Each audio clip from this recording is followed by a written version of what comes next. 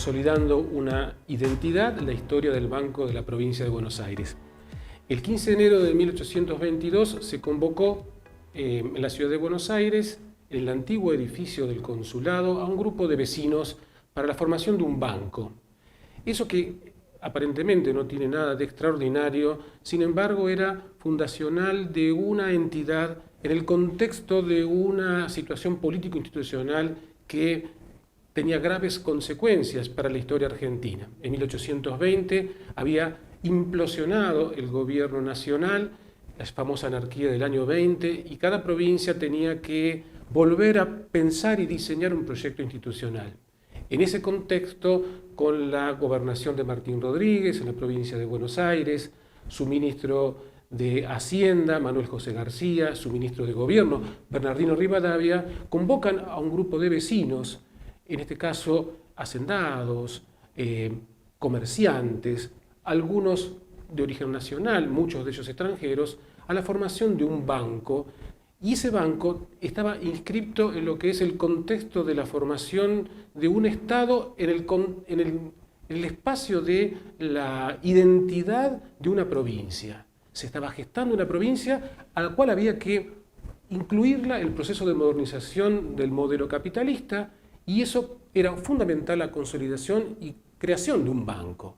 Ese banco, llamado Banco de Buenos Aires o Banco de Descuentos, va a empezar a funcionar formalmente el 6 de septiembre de 1822, pero detrás de la formación de esta entidad financiera estaba el modelo, el ideario de Rivadavia. Bernardino Rivadavia es el personaje en esta primera etapa fundacional, y Rivadavia tiene esta idea de un modelo progresista, de destruir el viejo orden heredado de las reformas borbónicas. Por eso no es un dato menor que sea el antiguo edificio del consulado, donde se dirimían en el modelo borbónico las estructuras y decisiones de los comerciantes, y en ese mismo espacio crear lo que era una entidad más asociada al liberalismo.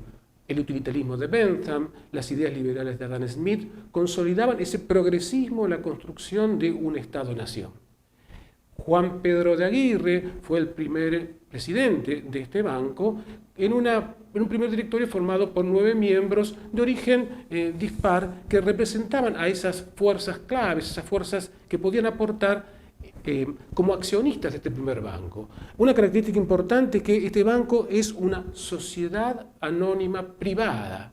Y eso es un dato importante porque marca la identidad de una primera sociedad anónima en el contexto hispanoamericano.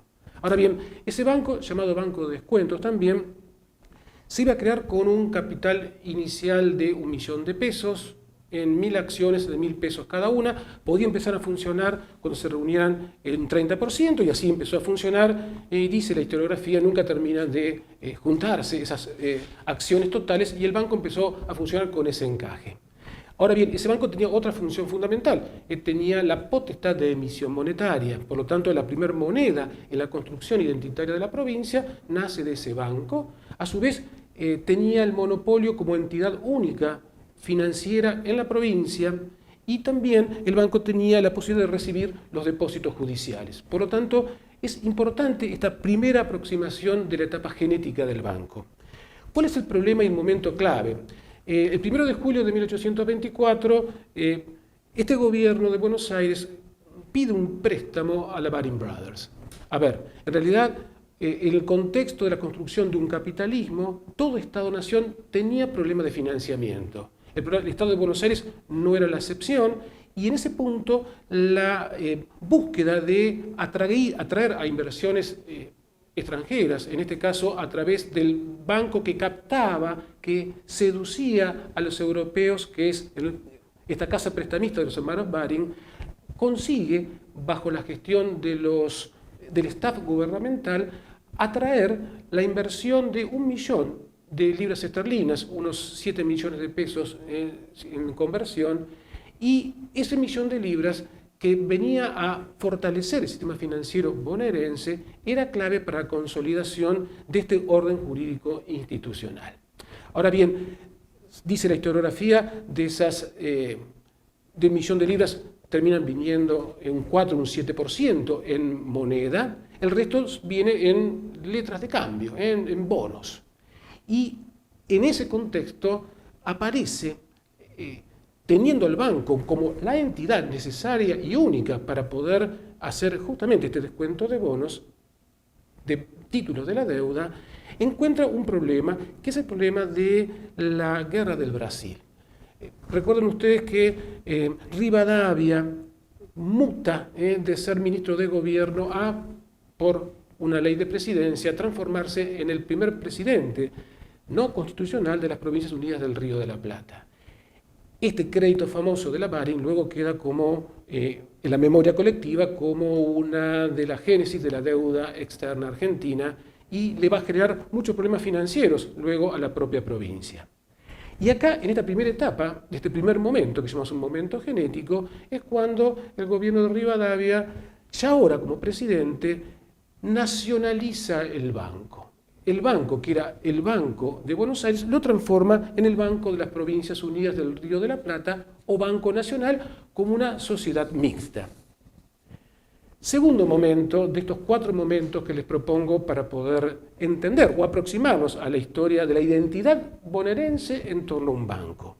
El segundo momento tiene que ver con el fracaso del proyecto rivadaviano. La guerra del Brasil, o guerra de la provincia cisplatina, termina con el triunfo militar de las provincias del Río de la Plata, pero la historiografía lo cuenta, las malas negociaciones, influencia británica de por medio, lleva a que eso que era una provincia constitutiva de las Provincias Unidas del Río de la Plata, la banda oriental, termine transformándose en un estado tapón en nuestra vecina nación, la República Oriental del Uruguay. En ese contexto, la renuncia de Rivadavia y todo su staff engendra un problema, que es la tensión entre lo que va a ser el gobierno nacional y el gobierno provincial. ¿Por qué? Porque este banco, como dijimos, tenía el monopolio como única entidad provincial para poder ser entidad financiera. Luego Rivadavia lo nacionaliza, desoyendo eso mismo que él había planteado, y ahora se plantea en el contexto post-rivadaviano cómo encara la provincia de Buenos Aires este nuevo orden institucional, porque recordemos que la renuncia de Rivadavia marca la vuelta a que cada provincia se maneje por sus propios gobernadores o caudillos.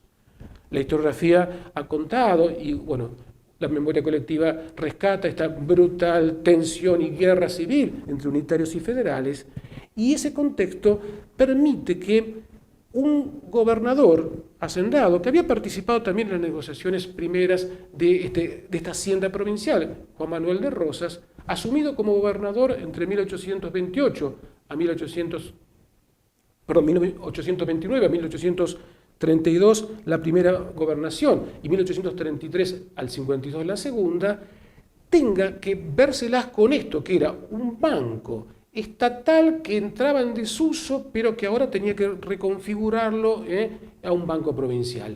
En la segunda gobernación de Rosas, en el año 36, ese banco se llama Casa de Moneda y se transforma en el organismo de financiamiento para el erario provincial. Hay un punto importante en este aspecto, que es la caída de Rosas vuelve a configurar una nueva identidad del banco en torno a cómo, con un gobierno nacional, recuerden que Rosas cayó el 3 de febrero del 52, que la Confederación Argentina pasa a ser ahora un nuevo orden estatal nacional frente a lo que eran las autonomías provinciales. Buenos Aires, a ese nuevo orden nacional, se niega a participar. Famosa es la revolución del 11 de septiembre del 52, en la cual Buenos Aires se transforma en un estado que no se anexa a la Confederación. Buenos Aires pasa a ser entonces un estado que redacta la Constitución de 1854 con sus propias autoridades, y en este contexto de un gobernador para la provincia, un poder judicial provincial, un poder de educación provincial, necesariamente tiene que lograrse el financiamiento a partir de una identidad y una entidad financiera propiamente provincial. Quedaba el resabio de la Casa de la Moneda. En ese contexto, esa Casa de la Moneda, al tener no solamente la antigua función de emisión, sino también de créditos o recibir depósitos, se transforma en banco y Casa de Moneda. en 1856. En ese contexto, ese banco de la provincia se transforma también en pionero de lo que luego llamaríamos créditos hipotecarios, ¿no? Porque da garantía, créditos a partir de la garantía real sobre inmuebles. El banco hipotecario luego se va a crear muchos años más tarde, pero ya es pionero el Banco de la Provincia en este contexto. Ahora bien, Buenos Aires separado de la Confederación puede vivir sin Buenos Aires puede vivir sin la Confederación. Recuerden que Urquiza en 1853 hace la Constitución Nacional de la cual Buenos Aires no participa. Ahora bien, esta presidencia de Urquiza con el Estado más importante separado trata de seducirlo, Buenos Aires se niega y termina eso en una famosa batalla donde Urquiza vence a la Confederación, que es la batalla de Cepeda, y obliga a Buenos Aires a incorporarse. Eso sí, Buenos Aires se arroga la potestad de revisar la Constitución del 53, y en ese famoso pacto de San José de Flores, en noviembre del 59, Urquiza le da, a modo también de esta atracción y seducción, lo libera al Banco de la Provincia de pagar todo tipo de impuestos de recaudación nacional. Es un beneficio que tiene el Banco Provincia hasta el día de la fecha, por eso es la única entidad bancaria de la Argentina que no grava IVA sobre los productos y servicios. Ahora bien, ese triunfo de Urquiza fue, ustedes lo saben, muy limitado, porque Mitre, en torno a la fuerza de Buenos Aires, vence a la Confederación en Pavón, y a partir de ahí nace la nación argentina, la República Argentina como tal, y Mitre, paradoja de una historia un poco loca, es el primer presidente que tuvo la Argentina. El primero fue Rivadavia, dijimos, por ley de presidencia, sin constitución. El segundo primer presidente fue Urquiza, por la Confederación Constitucional, pero sin Buenos Aires. El primer presidente de esta Argentina unificada es Bartolomé Mitre. Y en el contexto de la presidencia de Mitre, la provincia de Buenos Aires y su banco recuperan la identidad. El 24 de octubre de 63, el banco pasa a llamarse Banco de la Provincia de Buenos Aires, y ese Banco de la Provincia de Buenos Aires, ahora bien, como una entidad estatal, tiene la potestad de ir marcando el crecimiento del territorio. ¿Cómo? Poniendo sucursales. Las 3 cabeceras departamentales en el mapa judicial van a ser las primeras sucursales que tiene el Banco Provincia, que son, por orden, San Nicolás, Mercedes y Dolores, que junto con la Casa Central en Buenos Aires forman parte de las cabeceras departamentales en el modelo del mapa judicial, y se acompaña también con esta identidad de una entidad financiera metida en los poros de la provincia de Buenos Aires. Es muy lindo ver y reconocer en cada pueblo de la provincia de Buenos Aires la estructura edilicia, ¿no? La plaza central, la iglesia, la comisaría, el juez de paz, el Banco Provincia. O sea, pasa a ser parte de la entidad propia de los bonaerenses. Nuevamente las tensiones entre ahora modelo de autonomistas y nacionalistas en 1880 con el proceso de federalización de la ciudad de Buenos Aires y la creación en 1882 de la ciudad de La Plata. El banco tiene su sede en su casa matriz en la nueva capital provincial. Y en este momento de recuperación identitaria hay una crisis que genera no solamente un impacto al banco, sino obviamente una crisis global que impacta a la economía en el proyecto de lo que sería la construcción de la Argentina moderna del 80. Es la famosa crisis financiera de 1891. Antecedente en términos del impacto concreto al banco, el gobierno de Juárez Celman, sucesor de Roca, proclama la ley de bancos garantidos. Esa ley de bancos garantidos permitía, dada la necesidad de ampliación del crédito y la poca existencia o casi inexistencia de una multiplicidad de bancos en la ramificación del gobierno territorial nacional, permite la existencia de bancos públicos o privados que, si demostraban garantía de sus depósitos, podían tener la potestad de la emisión. Esa enorme emisión monetaria generó lo que se llamó la anarquía monetaria, más de 100 monedas curso legal forzoso inundando las economías regionales, y el impacto sobre el Banco Provincia, que había sido en esta transformación de la propia identidad de la Argentina y la propia identidad provincial, queda impactado en su propia organización y en sus dificultades de mantener una serie de obligaciones que había contraído el propio banco y que había contraído el gobierno nacional cuando en algunas de las etapas antes señaladas había el Banco Provincia asumido esas obligaciones estatales. El Banco de la Provincia entonces entra en un régimen de moratoria que impacta, dijimos, la construcción y consolidación del propio banco entre 1891 y 1906. En 1906 el Banco Provincia se vuelve a reconfigurar como una entidad mixta. Banco Provincia, Banco de Comercio Hispano-Argentino, fusionándose para poder sobrevivir en el contexto de un siglo, ya estamos en los años del centenario de la Revolución de Mayo, donde ha cambiado el contexto internacional, donde ya el capitalismo del principio del siglo XIX ahora se transformó en un capitalismo a gran escala, con la necesidad de promover no solamente la inmigración, sino las llamadas inversiones extranjeras directas, que llevan a lo que es el aparato modernizador de la Argentina moderna.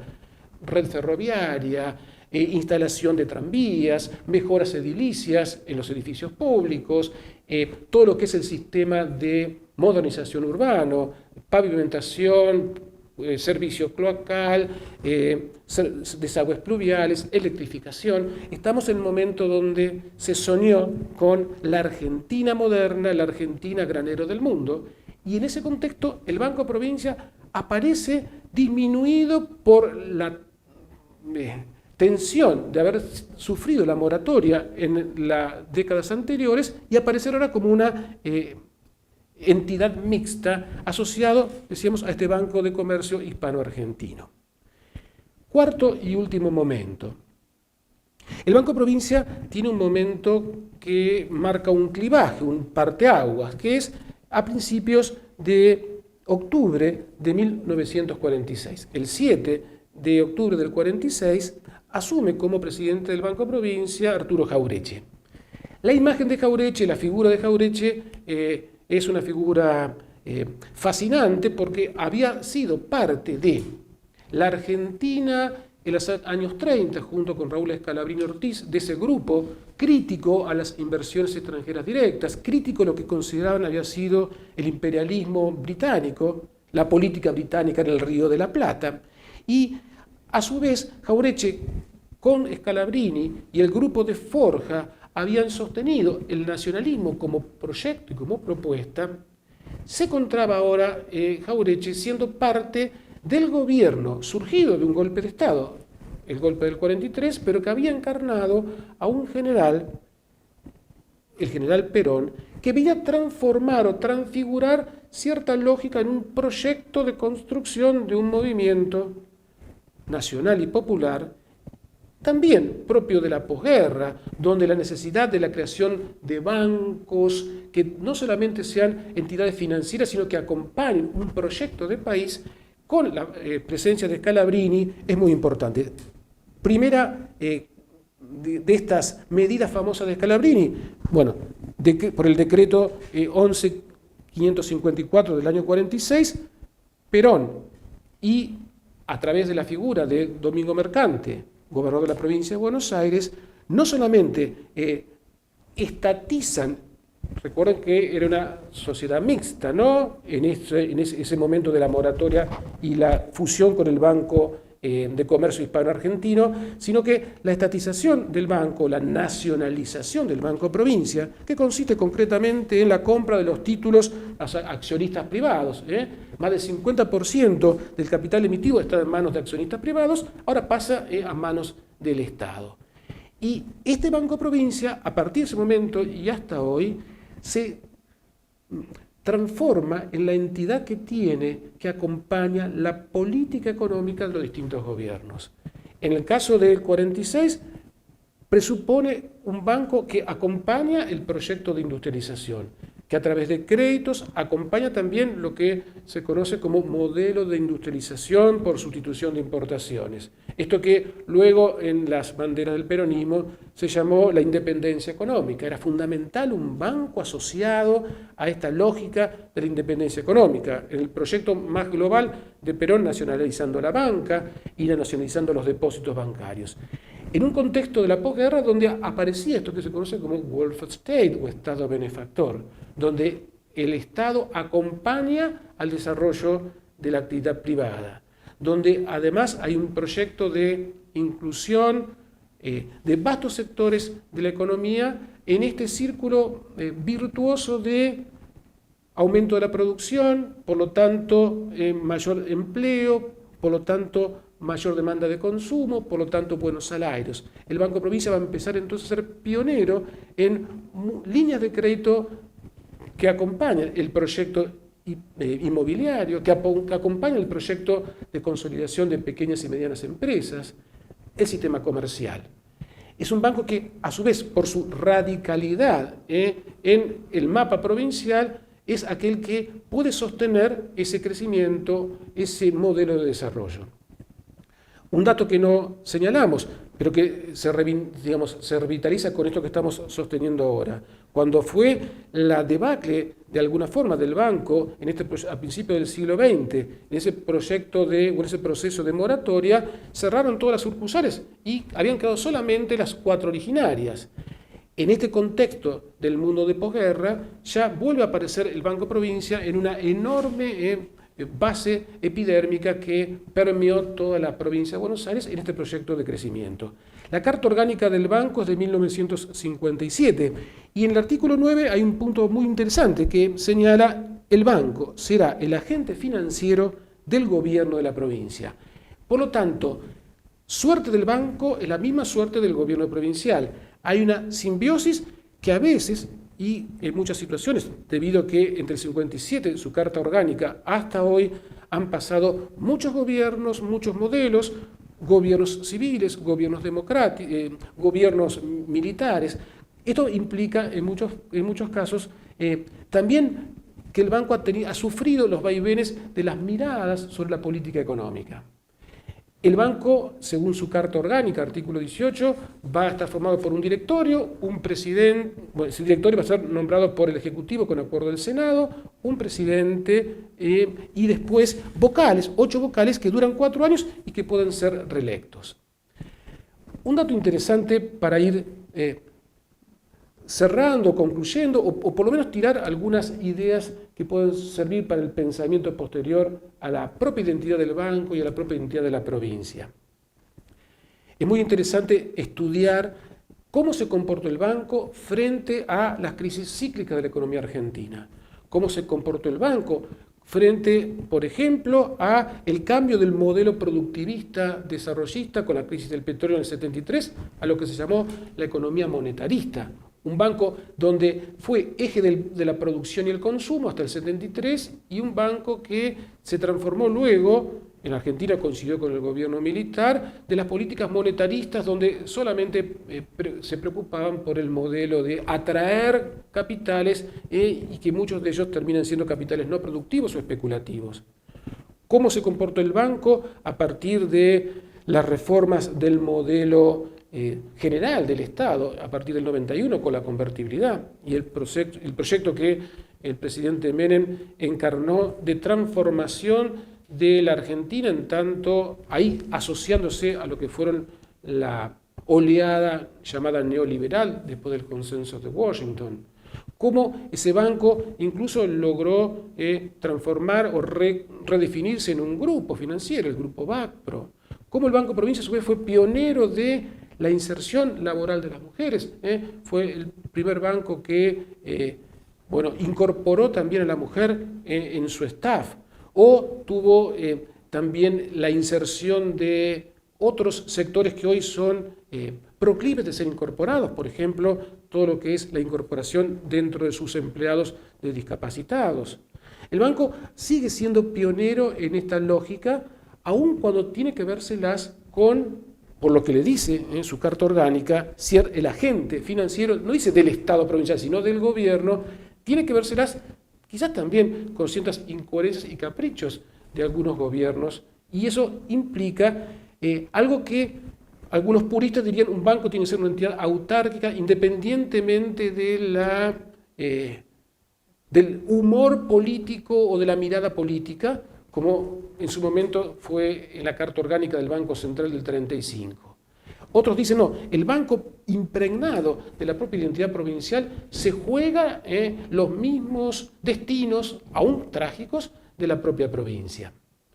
Vicente Fidel López, quien fuera presidente del Banco Provincia a fines de la década de 1870, lo definía con una frase que es muy fuerte. Dice: bueno, el Banco Provincia, junto con el Poder Ejecutivo, Legislativo y Judicial Provincial, es un otro yo. O sea, él dice: no hay otra entidad más propiamente provincial, más propiamente compenetrada con el gobierno de la provincia de Buenos Aires que el propio Banco Provincia. ¿Por qué? Porque conformaría esa suerte de cuarto poder que básicamente es el financiamiento en una provincia muy rica, muy compleja, muy amplia, cuyos intereses el Banco Provincia ha sabido, y a veces con ciertos errores, por lo menos escuchar, reconfigurar o tratar de interpretar. Con líneas de créditos para el campo, en su momento cuando, por ejemplo, en el programa provincial desarrollista se planteaba un desarrollismo en clave de concebir al campo como una empresa agrícola. Por lo tanto, ahí las líneas de crédito que daba el Banco Provincia y el financiamiento a todas medidas de transformación con el INTA en el campo, dando tecnología agraria, proponiendo reinversión, el banco también supo ser un pionero en esto que es el crédito agrario. Hablar de una provincia tan compleja como Buenos Aires presupone asumir la complejidad de su banco.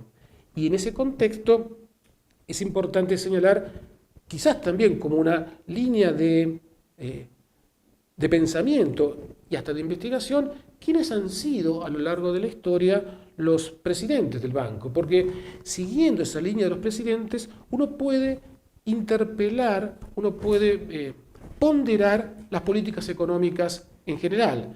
Han sido presidentes del banco miembros conspicuos de la sociedad rural, apellidos como Anchorena. Han sido presidentes del banco miembros del modelo en el siglo XIX, miembros del modelo católico como Estrada, o como dijimos, Vicente Fidel López, representante de los primeros proyectos proteccionistas en el contexto de un liberalismo dominante.